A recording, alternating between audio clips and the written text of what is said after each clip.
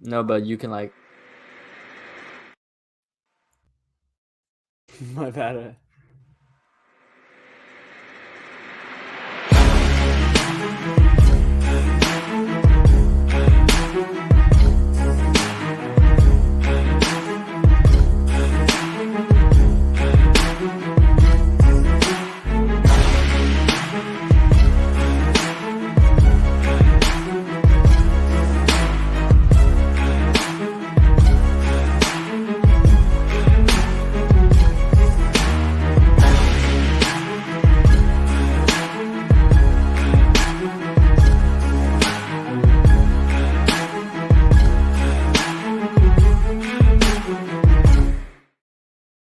What is up, everybody? Welcome to Outside the Cage. We are back with another loaded episode. We're going to get into it here right away. Nasruddin Imavov wins a majority decision over Roman Dialidze. Big win there. Imavov kind of just stays solid. I don't think it's like a statement win at all, but just kind of solidifies himself as being a top 10 guy. What did you think of it, and what do you like for Imavov next? Yeah, Imavov went out there, did what he was supposed to do, kind of did what we thought he would do. Just was more technical, and his gas tank was better than I gave him credit for. He definitely wasn't looking like Volkanovski in the 5th round or anything like that, but he was able to dig deep, keep putting on the pressure, and secure the fight. And I think that Chris Curtis is the perfect next opponent for him. Imavov was beating him up pretty good when they fought on the Canada card, not the most recent one, but the one before that. And then there was a headbutt. Curtis said he couldn't keep going because his eye was pretty messed up, so it ended up being a no contest. Curtis and Imavov were going back and forth during the fight on Saturday night. So let's get that one back. I think Curtis is a big name. Imavov's higher up on the middleweight totem pole right now, but I think that's a fight that would have a lot of eyes on it. And you don't want to not do that. Imavov said he wants to run it back with Sean Strickland, but that's not going to happen right now. He needs to get another win or two, I would say. Yeah, I think you just have to look at it as, what do you see for Imavov? If do you look at him as a guy who can contend for a title? Do you look at him as a guy you want to contend for a title? A lot of this is like optics matter, and like how your persona and your personality matters, whether we like it or not. Sometimes guys get title shots because of their personality, or sometimes guys don't get title shots because of their personalities. But I think if you're trying to make him a champion, I think maybe you look at a top 5 guy. I mean, maybe a Jared Cannonier. I like Cannonier for just about everybody, bro. He's such a good. He's the guy. Like, it's literally like he's the guy you got to get through to get into the top 3, top 4. Yeah, he's a gatekeeper, but a very high level gatekeeper, because I honestly think he beats Dricus. I mean, he beat Strickland. So relax. I mean, he did. I think he would, bro. I'm on the train that Dricus isn't that good. He's just a specimen. Like he's like an athlete. He's big and strong, but he's just not a highly skilled fighter like the rest of those guys up there. Bro, he beat Whitaker, bro. I saw that shit. We saw that shit. I saw that shit in my eyes, bro. He's good. I couldn't believe that. Baffled. Yeah. I mean, I just think, I'm not a big fan of Dricus. But I mean, I think we just got to be fair. Up until the Whitaker fight, everyone was saying Whitaker's the second best middleweight in the world by far, not even close. They were saying it's Izzy, Whitaker, than everybody else. So once he beats Whitaker, I mean, you got to respect it. Like, Whitaker was the guy. We put a lot of money on Whitaker. Whitaker was in a lot of parlays that weekend, if I recall, with some shitty odds too. Yeah, so I mean, you got to respect it. And then he beats Sean Strickland, whether it was controversial or not. I mean, he defended the belt. I mean, he won the belt. Big win off Whitaker, and then they went over Sean Strickland to get the title. But I mean, yeah, I'm not a fan of him, but I think just facts are facts, and he knocked out Robert Whitaker. Yes. Yeah, I mean, I gotta respect it till it happens. Now, I would love to see him fight the real middleweight champ, the last style bender, but I mean, until it happens, he's the guy, and I respect it. No hate from this side.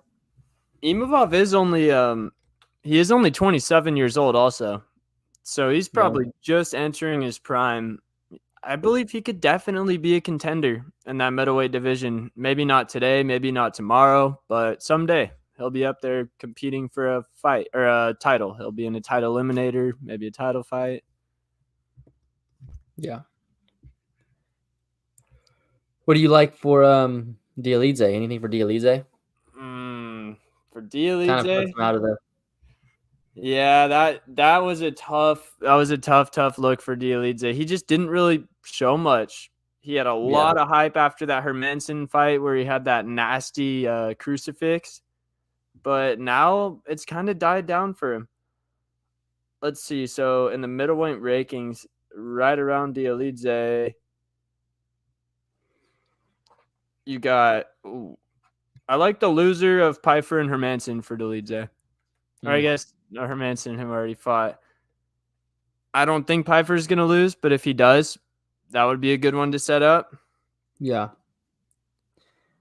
Maybe a maybe a Kyle Barallo. Mm, I can't. yeah. Yeah. I don't know. I'm not gonna concern ourselves with top 10 guys in middleweight who lost. But so let's get into the real star of the weekend.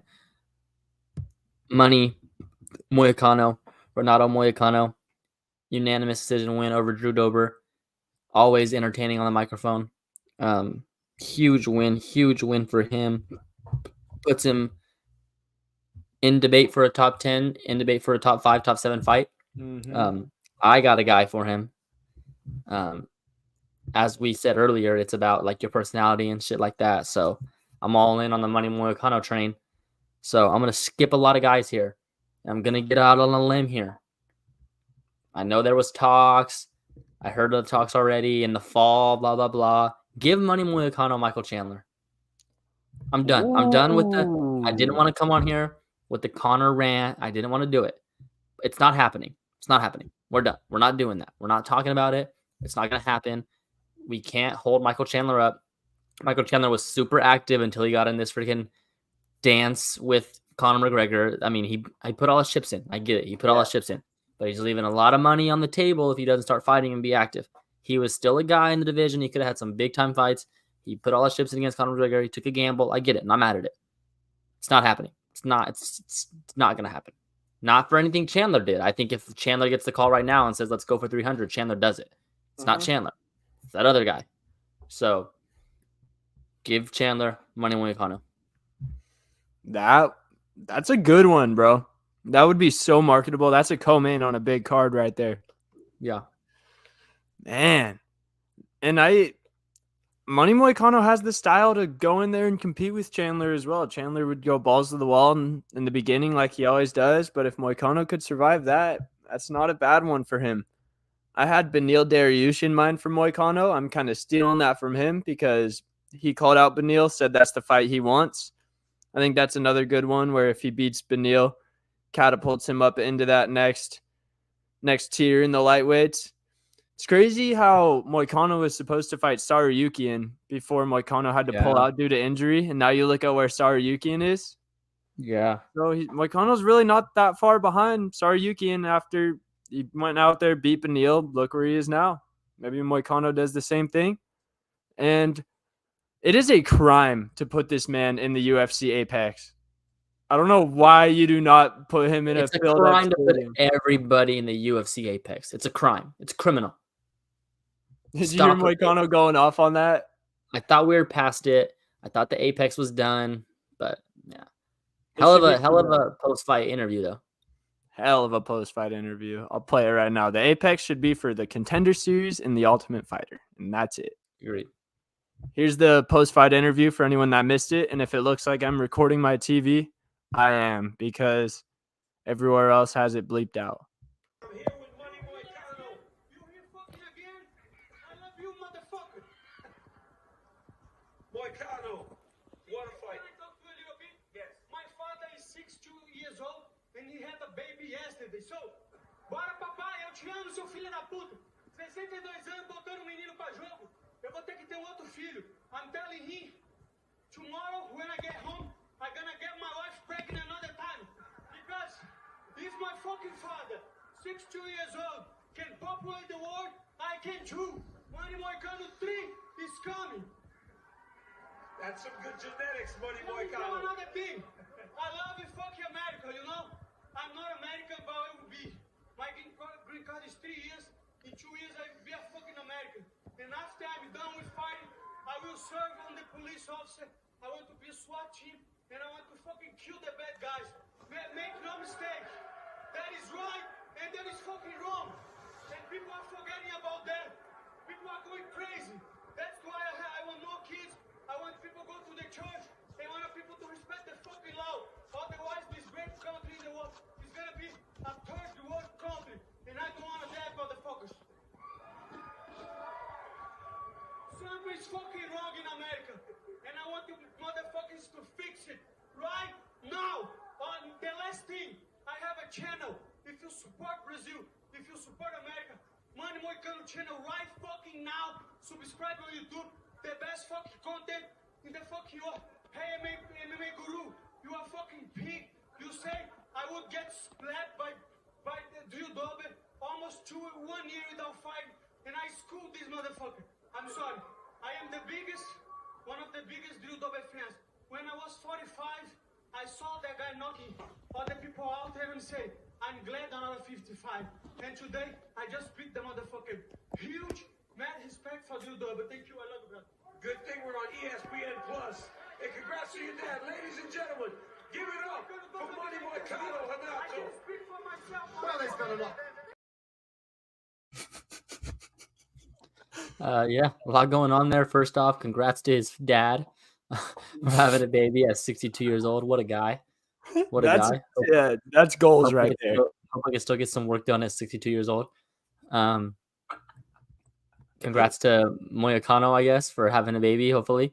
Baby brother, yeah, baby. Yeah, if you got that done. Shouts to him wanting to be on the SWAT team. Lot going on there. A lot going on there. He really might be the best on the mic in the whole promotion right now, not counting Connor.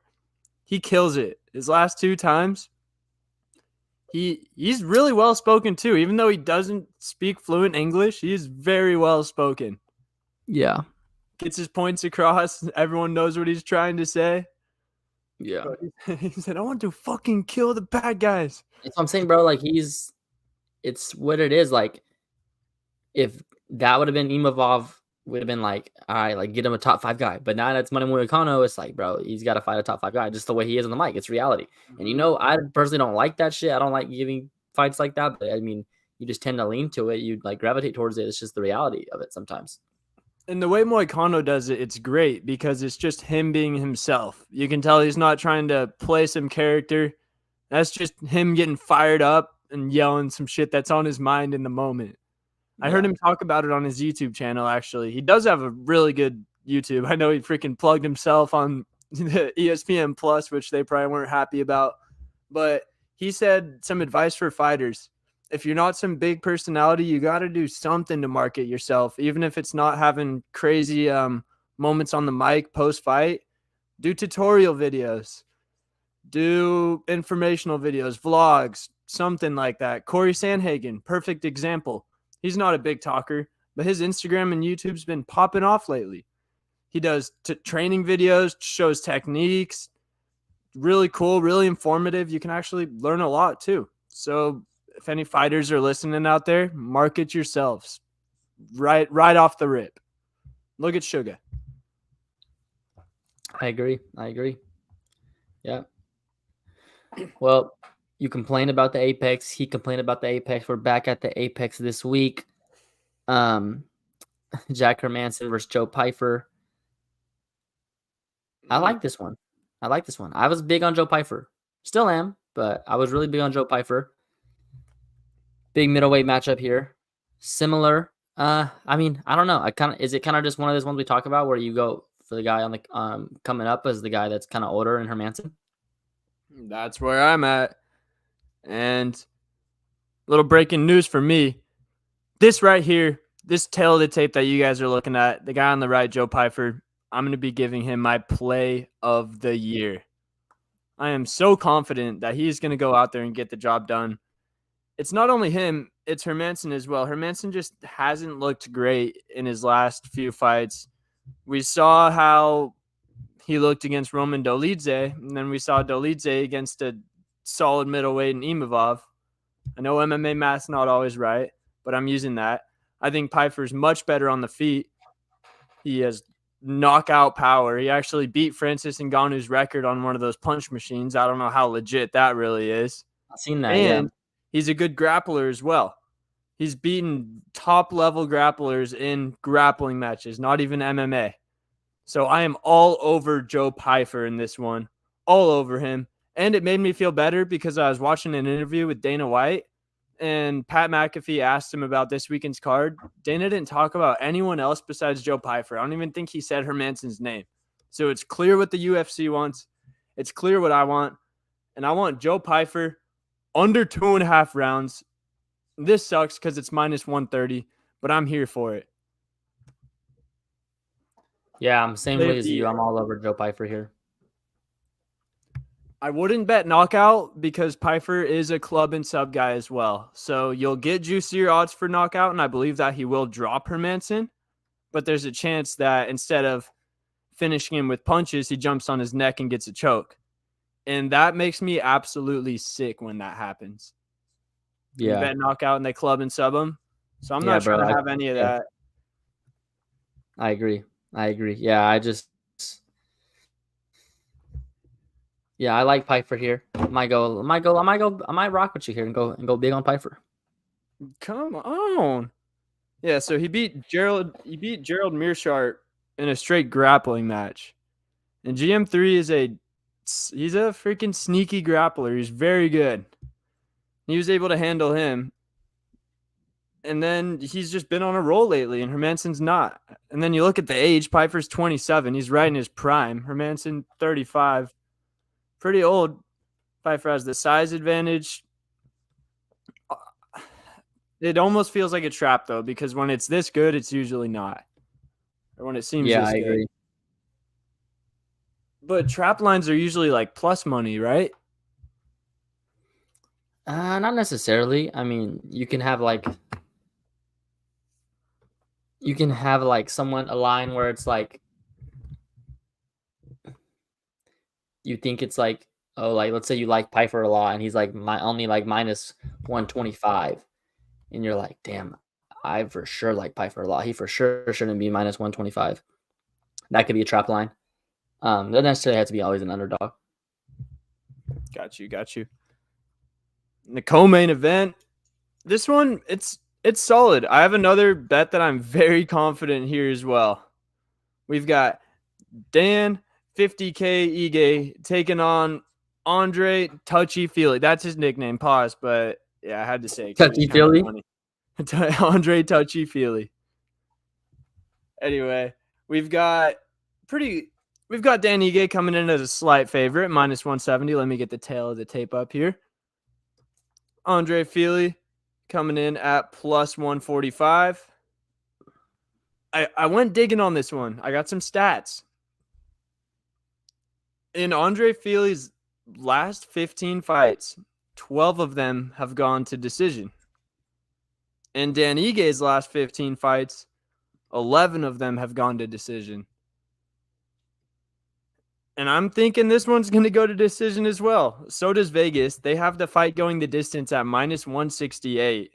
And they have over 2.5 rounds at minus 190. So it's a little steep for my liking, but I will definitely be throwing the over 2.5 in some parlays.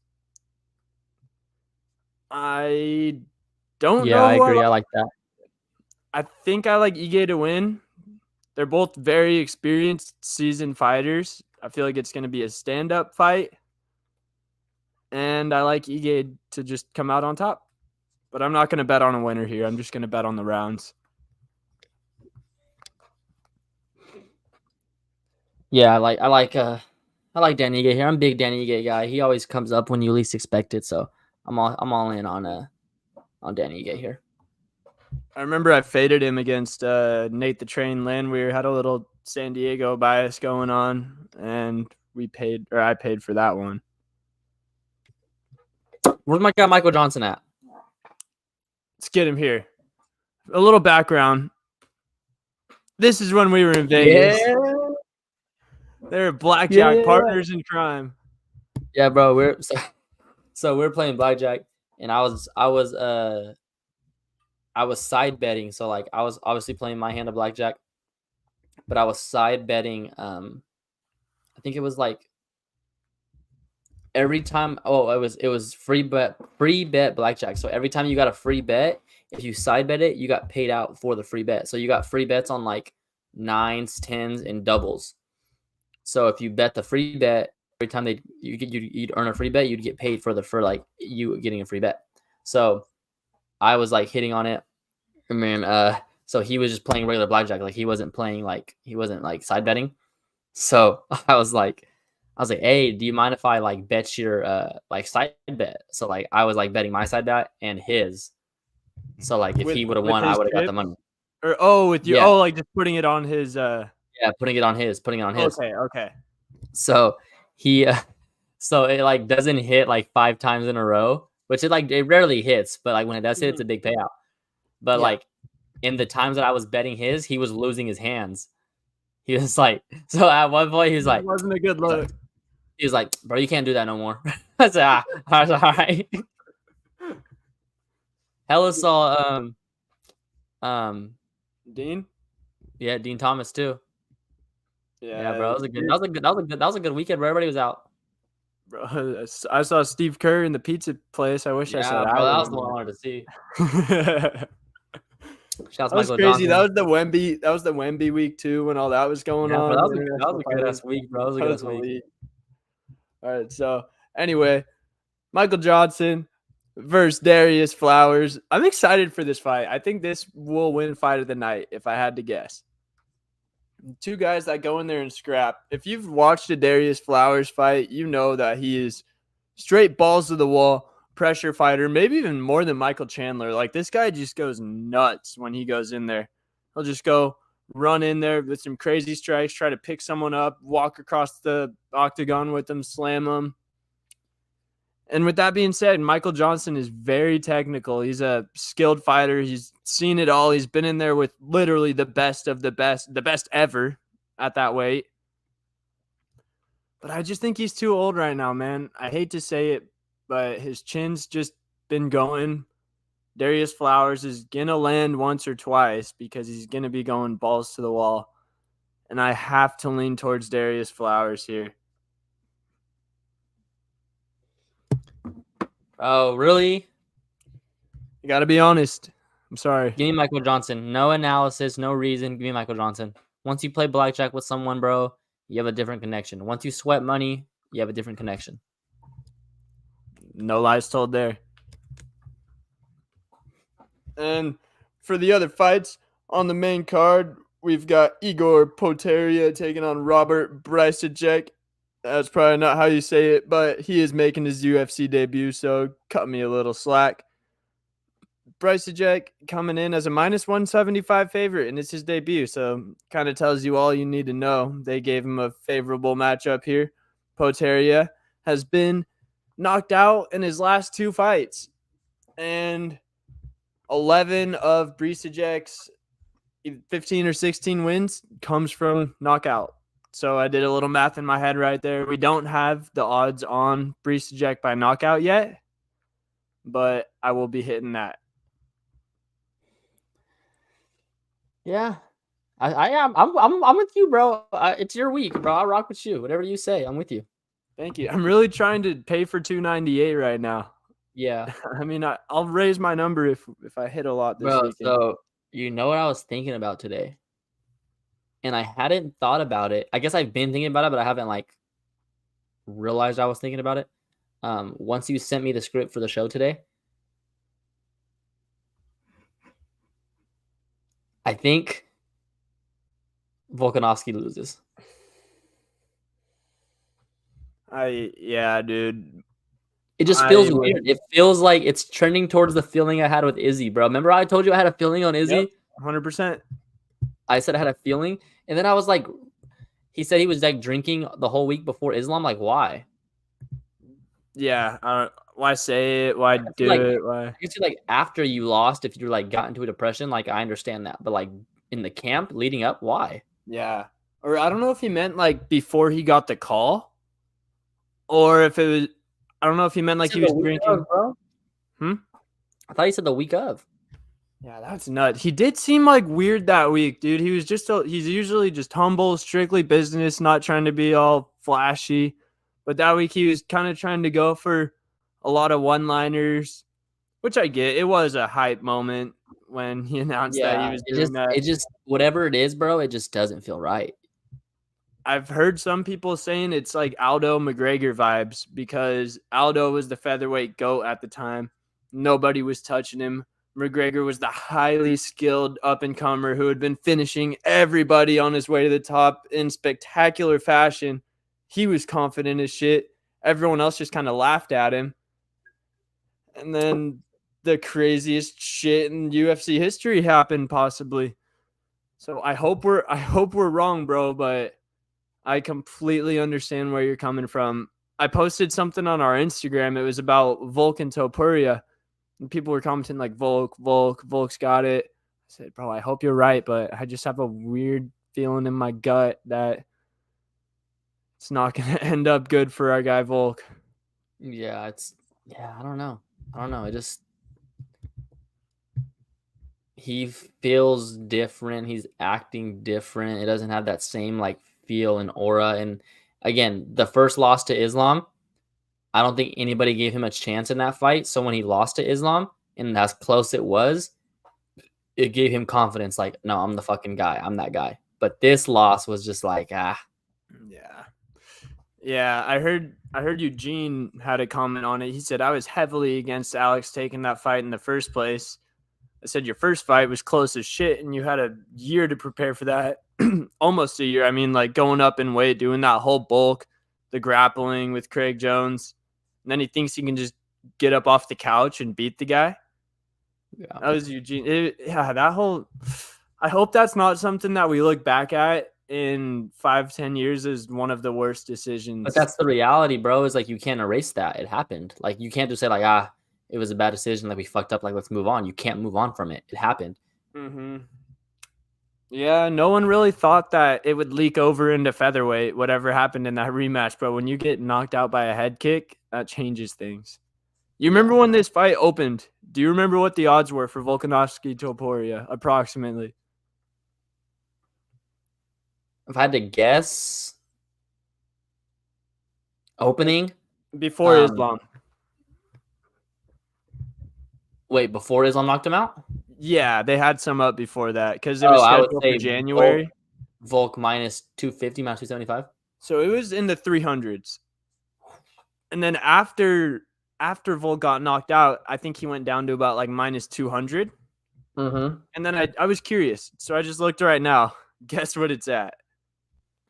Volk minus 165. Volk minus 115. Whoa. We are not alone. We are not alone on this take, my friend. Holy How shit. low does it have to get to like we have to bet Volk? I was gonna say like maybe right now, but like Alex Volkanovski at featherweight for minus 115. See, there's no value in this bet now because if we think Topuria's gonna win, there's no value, and then we're not gonna bet on Volk if we think he's gonna lose. Yeah, we're in a tough spot. Whoa, that's really the line? Yes, that is insane. Bro, see, that confirms it, bro. He's gonna lose. Yeah, because Vegas adjusted the line so they don't lose all the money on it. That's so you're talking about a favorite being a trap line. That's a trap line because we'd be like, damn, we gotta bet Volk if he's minus 130, minus 125. Like, until he loses. Fuck. I just don't know if I can fade him, man. Bro, I can't believe that's the line, bro. He's gonna lose. It can't happen. I'll cry. He's the only male champ remaining from 2020, if you don't count John Jones, since he's at a different weight class. Damn, bro. That's baffling. I was expecting to see like 160, 170, like you guessed. It said minus 115. Yeah, bro, he's gonna lose. And I've heard Topuria's interviews. He is locked in. He wants to be at the top. Volk's been at the top for so long at this point. I'm not saying Volk's complacent, but there's no way you can be as hungry as Ilya is. Yeah. And you watch Ilya, there's no holes in the guy's game. He had that one fight against Jai Herbert where he kind of got rocked in the beginning, but then came back and knocked him out with a right hand from hell. Yeah. So, man, that's a scary one. All right, so how about a fight that's not a scary one? UFC 299 main event. Our guy, Sugar Sean O'Malley versus Marlon Chito Vera. I can't lie, it's in my head a little bit just because of the way the first fight went. Like, what if Cheeto's just that guy that's way worse than him, but it's just going to beat him for some reason on some bullshit happening again? Like some eye poke or Nah. I don't even know. But Sugar is twice as skilled as Chito Vera. Skill for skill, Chito has no chance in there. Sugar is a NBA, NFL, MLB caliber athlete with the top level discipline, with one of the best coaches in the world, in his prime right now, still dialed in, hasn't gone off the deep end like McGregor. He is here. This is his prime. I believe that after that fight, everyone's going to be saying, holy shit, this is the guy. Like the reasons we became such big fans. When you watch those earlier fights and that shit was just mesmerizing, Yeah. you're like, wow, this guy's just different. The whole world's going to see that against Chito. He's going to make him look silly in that fight. And I'm so fired up for it. Yeah. Yeah, he's gonna get the job done, bro. That's what it is. I've never been more confident. Not to underestimate him, but out of his last 3 fights, I think this is the easiest opponent he's had. Yeah, Peter Yan, Aljamain Sterling, and Chito Vera. Give me Chito Vera any day of the week as an opponent, not as the best. But yeah, what else was I gonna say? I've been excited, bro, for your what the fuck of the week. I've been waiting. All right. Hopefully it's not underwhelming. Here we go. Let me get the graphic up there. So yeah, we're back in the groove now. This one took place on the first tee box on Saturday morning at Twin Lakes. So I don't know if you remember the layout of it, but it's a little par 3 course. Holes are very close together. First hole can go into the second tee box very easily if you top your sand wedge or just like skull it.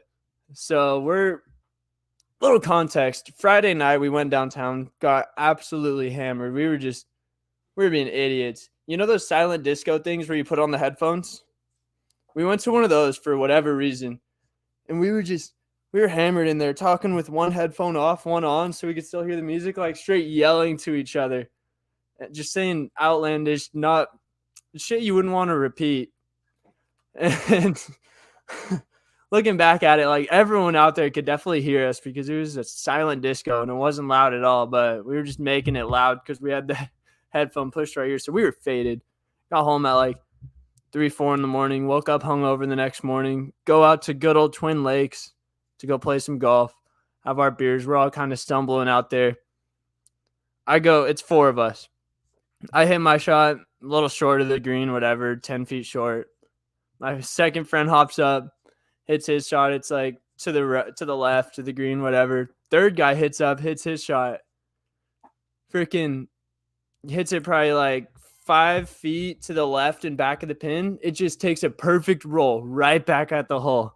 And we're all going nuts. And it was busy. So there's a big group of people there like watching and everyone thinks it's about to go in. We're like, hey, and we're getting all hype, and then it doesn't.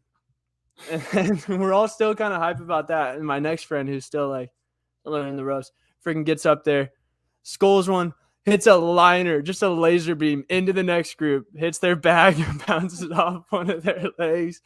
So we put it on a show for all the people out there behind us on the golf course that day. They got to see almost a hole-in-one, and then they got to see someone almost get drilled about 10 seconds later. Weather ain't been good enough here to golf, bro. Yeah, it's been terrible, but they didn't have any workers at one of the courses here, the Twin Lakes one, so we just got to play for free for the last couple of days. Oh, shoot. It was muddy, but it was worth it for free. Yeah, facts. Probably fucked up the course, though. Yeah, facts. And we would not be Americans if we didn't give a Super Bowl prediction, little analysis on that. So how are you feeling 3-4 days out? This is a weird one, bro. Just from a betting perspective, from a perspective. I like the Chiefs, bro. I think they're playing real. I think you look at their playoff games. I think the Chiefs have been really like good and really dominant. You look at the Niners playoff games; they've barely survived. Barely survived Green Bay. Barely survived Detroit. So you have to go with the team that's playing their best football right now. And I don't think the Niners defense can stop Kansas City. I think Kansas City can bend, not break, and kind of hold the Niners to 3 points. But I don't think the Niners can stop KC at all. They're playing at a high level right now. I'm not going to bet against Patrick Mahomes versus Brock Purdy. I'm just not. Yeah. They have winning pedigree. I'm going to go with Andy Reid. You just can't go against the Chiefs. Can't.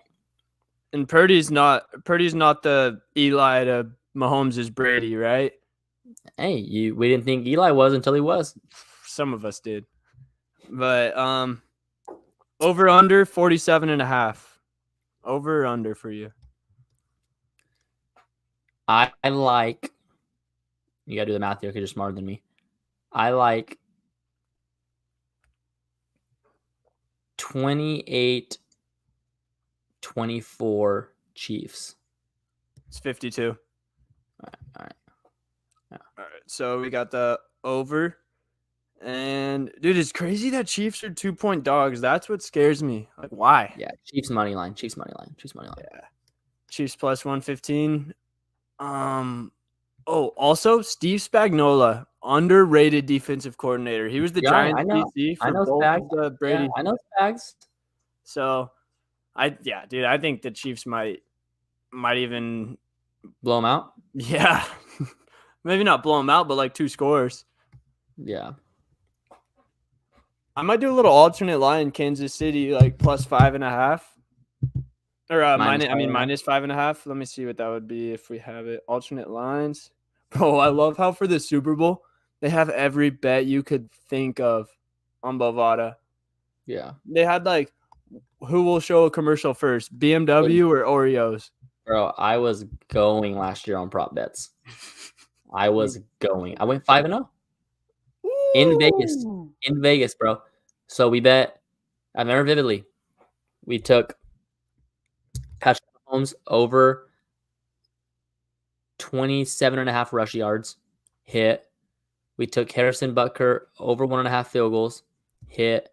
We took Travis Kelce, first reception over 12.5 yards, hit. We took Jalen Hurts anytime touchdown score, hit. And then we took Chiefs money line, hit. We were fucking going. I was going. I was fucking on one. Then I came down in roulette and hit green 0 back-to-back times. Wait, what? Yeah, back to back. on everything I left. On green 0 back to back. On everything I left. What a night. Yeah, that wasn't a morning. Tell you that. Lost it all. Walked down there first thing when you woke up, ready to turn that shit into 10 grand. Oh, bro, let me tell you what happened. So I hit green 0 back to back, and then I took it all to blackjack, and then I lost like half of it. Got it all back, and I was like, I'm going to sleep. That's it. I shouldn't have fucked around. I'm going to sleep. Went to sleep. I wake up. My ride home was my uncle. He was staying in a different hotel. So I call him. I'm like, hey, let me know when you're like going to be downstairs. When the valet pick me up, right? He texts me, be there in 10. Cool. I'm all packed up. I go downstairs. Dangerous place to be. Dangerous. You know how that story ends. Dangerous place to be. Just like you just have a magnet in you, just straight to the table.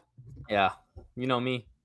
Yep. Where'd I go? Wait, when we went to Vegas for the international finale, where'd I go right away? Straight to blackjack. Straight to blackjack.